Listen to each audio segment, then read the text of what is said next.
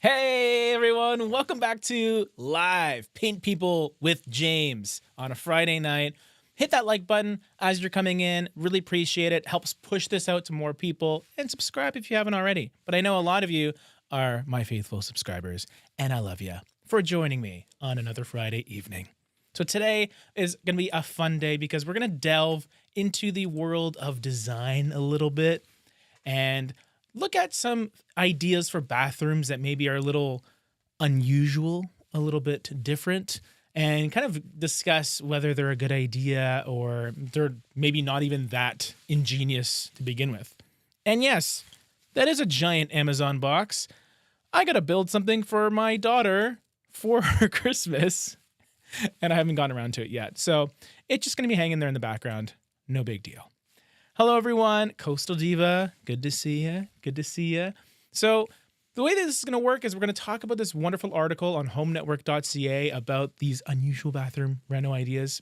Maybe throw some shade at a couple of them, perhaps. And then at the end, I'm going to give you a color palette, a little bonus palette pyramid based on the most successful color quickie of the week. And I'm sure you guys noticed I'm doing color quickies again. I got 3 of them last week. Tried to divvy up the different companies. We got a Bear one. We got a Benjamin Moore one. We got a Sherwin-Williams one. So you'll just have to wait and see which one got the palette. All right, let's do it. Let's jump right into this article. Homenetwork.ca. This is actually a new website. I think it's a rebrand of another one I used to look at. So, unusual bathroom reno ideas that will be popular in 2025. So this is kind of a fun little take on this whole theme of design elements because they're going to be popular whether you like them or not, because some of them might be a bit weird. And these descriptions are a little bit bizarre as well, which is fun. First one is cocoon mode. So what does that mean? I don't know, actually. You can make your bathroom look like a chrysalis of some sort. So I think the idea of cocoons are very cozy and kind of encapsulating rather than big open and airy kind of out in the open. And we can see that with the darker colors that are being used here. Some what seems to be faux wood, maybe a wood tiling of sorts. And then this pretty beautiful looking earthy stone. So very nature inspired, very, very veiny and moody. But those dark colors, one, super popular right now, obviously, with all of the colors of the year being very rich and luscious. That's what you're getting here in this bathroom. So this is a trend that I can see being good with bathrooms, where you're leaning into darker colors, natural materials, but a heavier, dare I say, Japandi kind of feel. But I still like lighter bathrooms. I like light walls when I need light walls, get nice reflection so I can see how I'm doing my makeup in the morning, I guess. And if I want a darker bathroom, I can, turn down the lights and you can have both in that sense. But I'm not hating on this. I think this is a good start. I enjoy the look of this bathroom. Next up is Topsy turvy tile. In 2025, subway tiles will still be a modern bathroom design staple. Really? But with a literal twist. Now stacked vertically versus a horizontal offset brick pattern, tops to tails subway tiles feels fun and fresh. Extra style points for an unconventional color.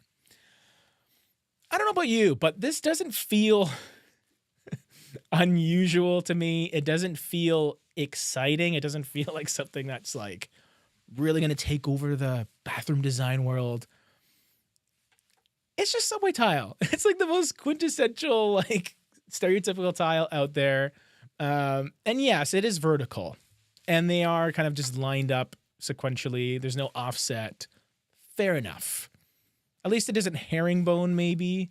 I don't know. I think not a huge fan of this. I think the color is kind of nice. I like the organic, warmer kind of sage green happening, but this is neither unusual or innovative to me. That's what I'm saying. Like, it's not, if the goal is to be fun and different, this is not it for me. Not it. How about this? Market day. What is going on here? I'll zoom in a little bit so you get a nice look. So if you didn't read the description, what would you think they're trying to say here? A little grand millennial, maybe? Okay, wallpaper. A mismatch of colors. Like, what's going on? Okay, so apparently the idea here is you can find a super cheap, unique piece of antique art at a flea market. And then you can put it in your bathroom. And what's kind of fun is they say, you know what? Don't even worry about water damage and steam. It was a cheap piece of art anyway, so who cares if you ruin it in your bathroom? I mean, first of all, where are you going to find cheap original art? I mean, of course, you can go to auctions and find something, but it's rare. I feel like auctions are less and less common nowadays compared to when I was younger. And then if you do find something, you probably like it. You wouldn't want to ruin it in your bathroom necessarily. It's a cute idea, right? You could pick something that is fun, a fun piece of artwork, and then you can maybe build a design around that artwork, and you can pull colors from said artwork. This one just kind of feels like it's plopped in, and then you get this random magenta couch, clawfoot tub. There's really not a lot of anything in here. Like this example, not a big fan whatsoever. I just don't like it at all.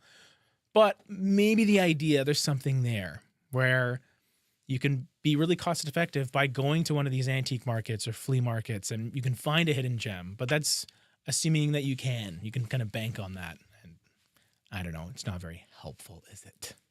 Not for me, at least.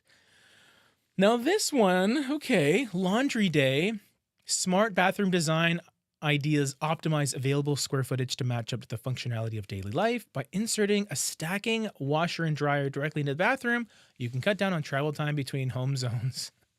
So you're saying, while you're on here, you can do this. Save time. Yeah. You know what? It's just, I guess if you're starting from scratch, or if you were in a part of the world where maybe square footage is at an ultra premium, you're, in downtown Tokyo, and you got to make it work.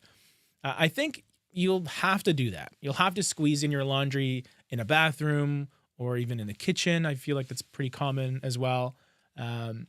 But if you this is not really helpful to a lot of people.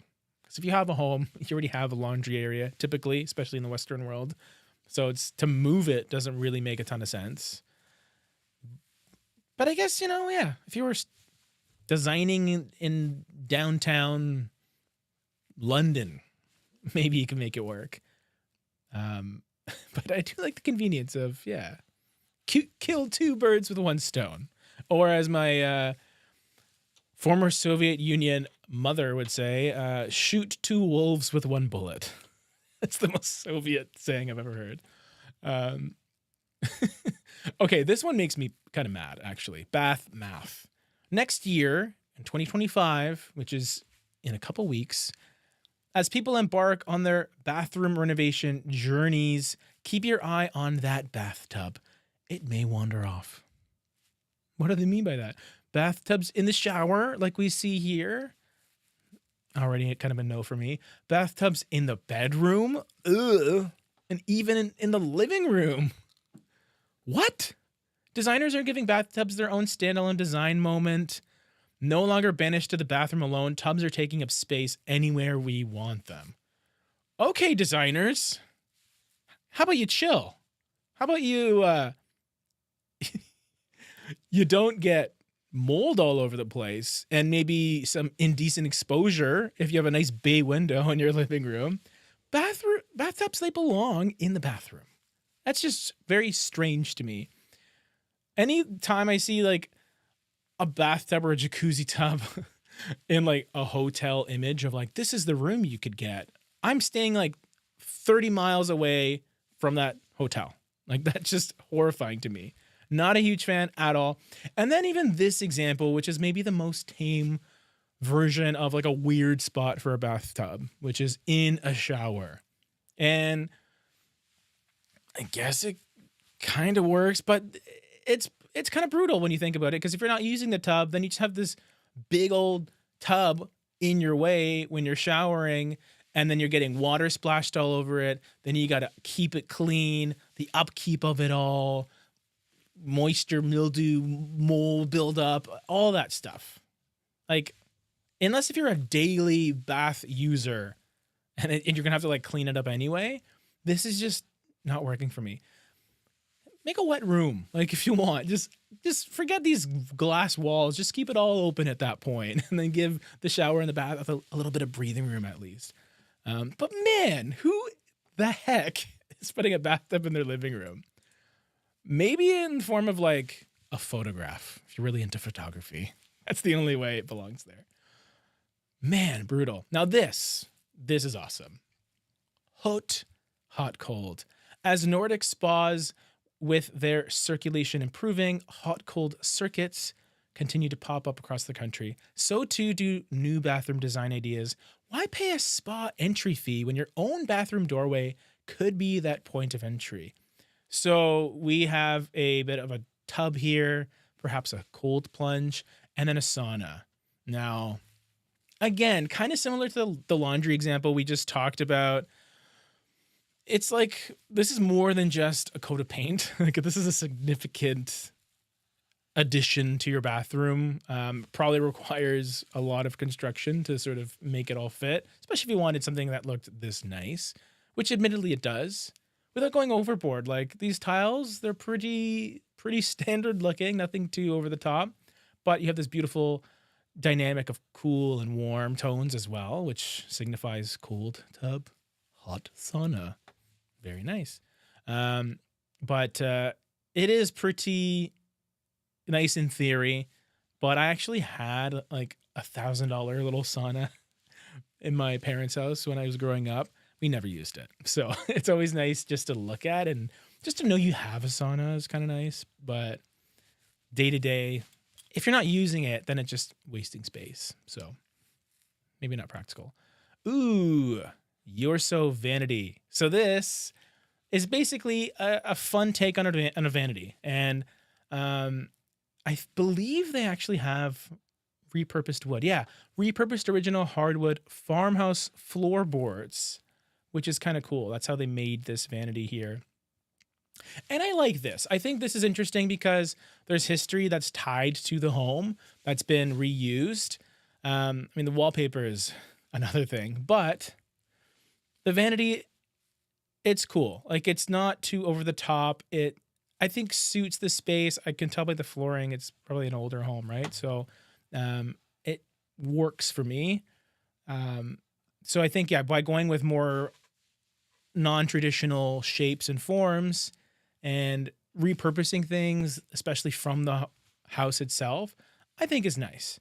Kind of reminds me of the house tour I did on YouTube, where they took the original front door of the house, brought it inside, and then made it the pantry door.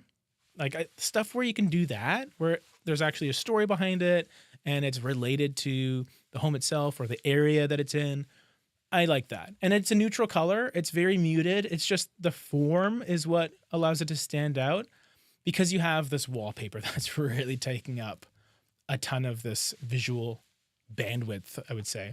And then you have these like little barn doors in the mirror that are like this robin's egg blue, it looks like. So that's where some of that color comes in, tying into the towels. This is actually really nice. Like, I think not my particular style or aesthetic, but I do like the thought that went into it. And I like brass, good old brass, and matte black, mixing metals. Don't know about that, but I think I sign off on that.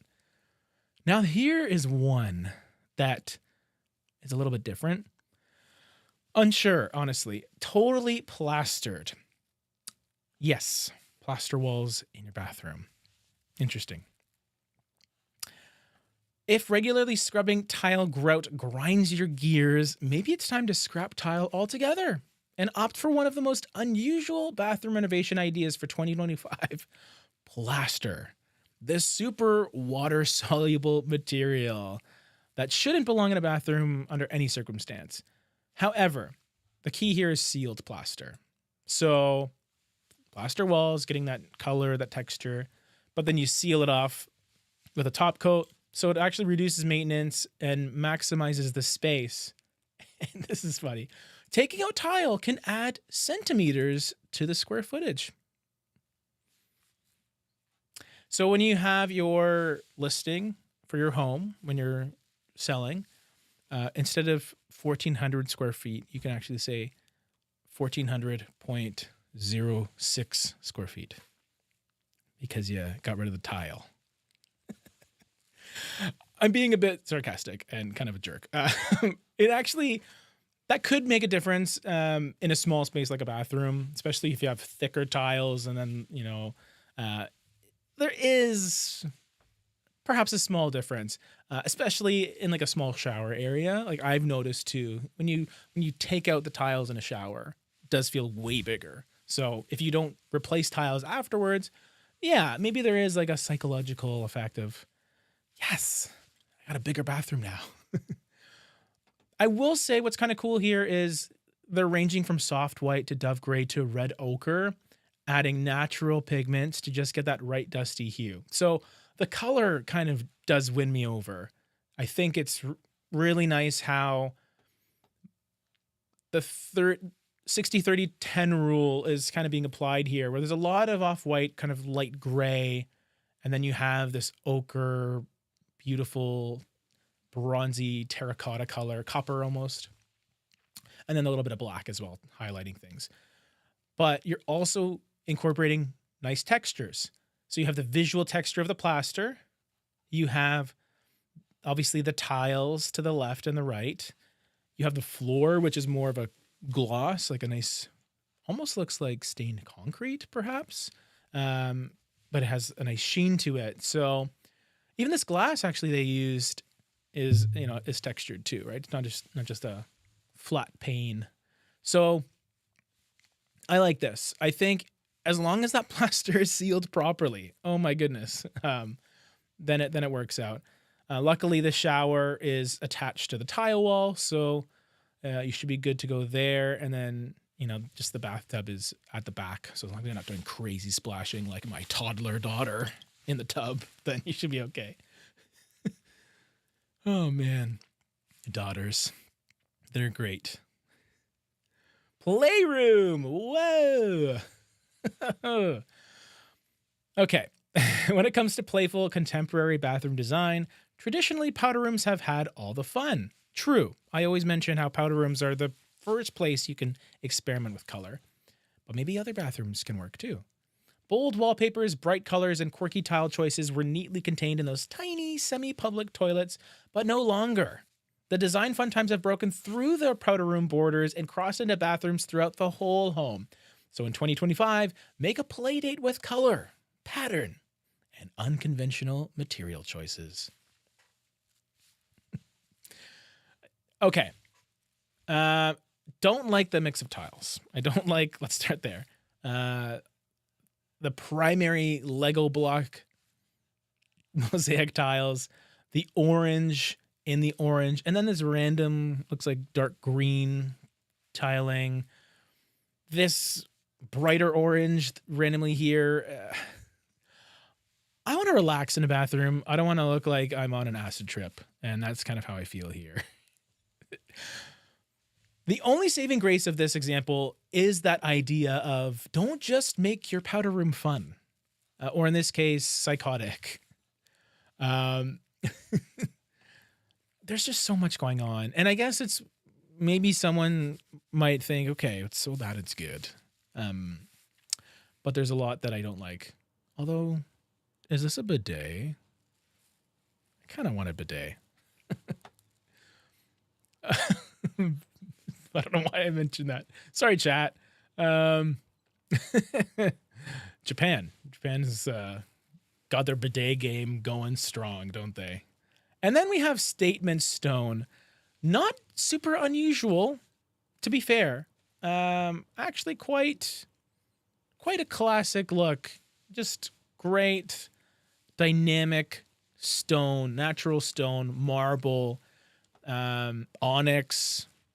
Onyx in a bathroom can sometimes be a bit tricky, but this looks nice to me, right? This is good old white marble, looks like, and then this beautiful green stone, kind of looks jade-like, malachite-like, and then the gold accents.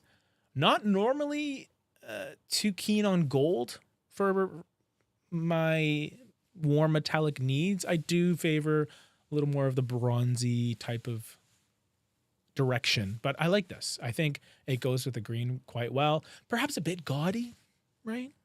A little bit over the top, but I suppose if you can invest in this sort of stone, this level of craftsmanship, then I guess you have the money to show and flaunt. And yeah, quality materials with dramatic veining, pattern inlaying, and unexpected color, green, blue, and red layered together for a luxurious jewel box feel. So this is very much jewel-like, right? In terms of the gold and then the jewel tones to sort of mix in. And actually, Coastal Diva makes a great point on this one. The big white tub ruins it. It's like too modern or something. It's true. Like, if you take your hand and you cover up that tub, it does have more of a European look, a little more regal. And then the tub itself does kind of just plop in. Same with the vanity, I suppose. Maybe if we zoomed out and got the full context, we would think differently, but it's true. It's like, doesn't feel like it fits. Maybe like a claw tub. Maybe we just throw in this good old magenta tub from up here. That's the tub that one needed, right? Perfect. So yeah, really not a ton to go by. Like, this first one was kind of nice, but also I feel like, and unfortunately I'm a fan of this, but the wood tile look in the bathroom, it doesn't really scream 2025 to me, to be fair. It's the same thing with wood slat walls. That kind of look, it could feel forced, unless if this was an area in the Alps or something where it really kind of suits the material and, you know, you're amongst nature. But if you're just living in a condo in New Jersey, it probably doesn't make sense to have this sort of design. I mean, if you like it, you like it. Like, I'm not gonna knock you. You know what I mean? But then, come on. This is what you're giving me. The clown painting that you got for $250 at the flea market. That's the big trend. Yeah, I don't know. Oh, not the bath again. That's so weird. Let's go to the comment section because I want to hear what you guys are saying. We have good old Coastal Diva. Do not like Topsy Turvy. Yeah, me neither. It's fine, right? It's fine. It's okay. But it's not groundbreaking. I do like a bit of a backlit mirror, though. It's like a ring light when you're filming, which I haven't used in years. I actually have just big old cone lights that are huge and obnoxious, but very effective. Old-fashioned, I'm assuming for market day. It looks very, very old-fashioned. The green bathroom would make your complexion green. That's a weird color for a bath. Excellent point. Excellent point. It's actually the same reason sometimes I don't like really fluorescent bright greens in kitchens, because then your food kind of looks a bit green as well. Like, if you're going green, I like going more earthy forest greens, a little more shaded, or just on the cabinets themselves, and then the walls can be a little more neutral. Because there is that practical element of when light reflects off of your wall, there will be a color cast. It's also another reason I usually try and stick with white ceilings if I want nice neutral white light. So totally. Excellent point. And Coastal Diva agrees as well. I think the designers paid that publication a lot of money. Absolutely. Lori, the tub in the shower and vertical subway tiles were a 2024 thing. It's true. I'm not a tub in the shower fan because of the extra cleaning. Oh, 100%. 100%. And if you have a weekly bath, maybe at the end of the work week to really unwind, guess what? You're cleaning that tub 7 to 14 times a day because anytime you shower, it's going to get splashed on. There might be some soap suds, some body wash flying, maybe a bit of toothpaste if you're a shower toothpaste person. I mean, it is very efficient to do both at the same time, to be fair. Lori, I like the Urso vanity in the photo, but it makes me sad when people cut holes in or paint an antique piece of furniture. Yeah, you know what? I can totally sympathize there, Lori. You know, I grew up with antiques. My parents love antiques. They used to go to auctions. They would take me to auctions. French antiques, of course. Only liked French. Didn't like the English stuff. Sometimes we did, but sometimes you have pieces that maybe are a bit tired. Maybe you just don't have a use for them. Maybe they're not valuable and you want to repurpose them and maybe have them cemented into your home in one way or another. Instead of just like keeping it in the basement where you're never going to see it anymore, you can repurpose it and update it to suit your design, your room, your bathroom, wherever you want to use it. So I think there's pros and cons. So while it's nice to keep things in the original foundation and form, oftentimes a lot of these pieces have already been restored anyway and repainted. So in that case, then you can just restore it your way. And we actually did this in my parents' home. They took, this big, I guess it was a server, and had some nice accents. And they took elements and then just added it into the kitchen island. So essentially mimicked how it looked, but obviously on a much grander scale on the kitchen island. And it really just transformed the kitchen beautifully. So it's a case-by-case type of situation for sure. Love that acid trip. Oh my God, guys, look. Like, what? Wow, so trendy. So ahead of their time. Like, this is actually like 2028 stuff. Just wait. We're all going to be in like Joseph in the Technicolor Dreamcoat in the bathroom specifically. Nothing to like in that bathroom. Coaster Diva, absolutely. Brutal. I'd probably fall backward into the tub in the shower at some point too. Oh my God. I'm a shower singer, right? I'm sure a lot of you are. And sometimes I go hard and I'm belting some Celine Dion. I would definitely just totally topple over too. In the midst of I Drove All Night, my wife's favorite song. Appleseed, are those toilets? Who knows? It's actually one toilet, I believe. Actually, no, it's not.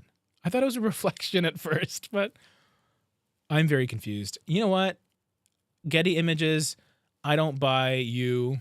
I'm pretty sure this is ChatGPT. It has to be. Like, this cannot be real. Okay, so let's get our heads out of the toilet and stop talking about bathrooms for a second. Obviously, who knows what 2025 is going to be like, right? We haven't seen it yet. It'll be fun to see, how things develop and different trends. But I really do think that there's going to be a lot more just color, right? I do think that idea of bringing color to more than just your powder room, more than just that one small bathroom, bring it to all bathrooms, because the same principle is being applied where bathrooms are enclosed spaces. They are sectioned off, so you don't need to necessarily worry about open sight lines. There are going to be those opportunities to have fun with color. And then if they're successful, if you try color for maybe the first time in your bathrooms and it's like, wow, that's awesome, then maybe it's going to be a bit easier to venture out of the bathroom, get out of the bathroom, and maybe